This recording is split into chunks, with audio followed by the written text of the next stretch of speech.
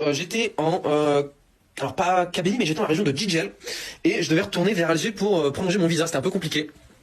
Et pour ça, j'avais pris un taxi qui m'avait fait visiter toute la journée à Gigel, tous les alentours, je sais plus, il y avait un... Donc j'étais à Gigel, et du coup le mec me ramène en taxi vers Alger, et là il me dit viens on va se boire un coup. Et enfin il me dit est-ce que t'as soif et tout, je lui dis vas-y pourquoi pas, une petite bière, pourquoi pas. Et bah forcément à cet endroit il n'y a pas tant de bars que ça, c'est dans des endroits bien particuliers, soit dans des dépôts d'alcool, soit dans des bars ou des boîtes de nuit.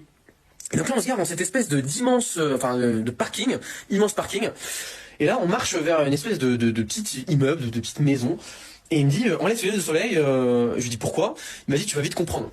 Et là, on arrive clairement dans une maison close en fait. Voilà. Et là, je commence à voir des filles habillées très légèrement, plus que très légèrement et très vulgairement. Et là, je me dis, putain, où est-ce que je suis arrivé? Et là, du coup, on s'assoit parce que voilà, moi, j'étais venu pour boire un coup. Et on prend une bière. On prend une bière, et là, je vous assure que c'était la bière la plus longue de ma vie, parce que, en fait, dans ce truc-là, il y avait que des vieux, que des yeuves, que des giga vieux, et toutes les meufs étaient comme ça autour d'eux, allez, monte juste derrière pour aller faire des enfants, faire des bébés. Donc moi, je me suis assis avec lui, et là, je vous assure que toutes les meufs, une par une, elles sont venues s'asseoir sur moi. Genre, elles venaient comme ça, s'asseoir sur moi, elles me faisaient des bisous comme ça. Moi, j'étais trop gêné, j'étais comme ça.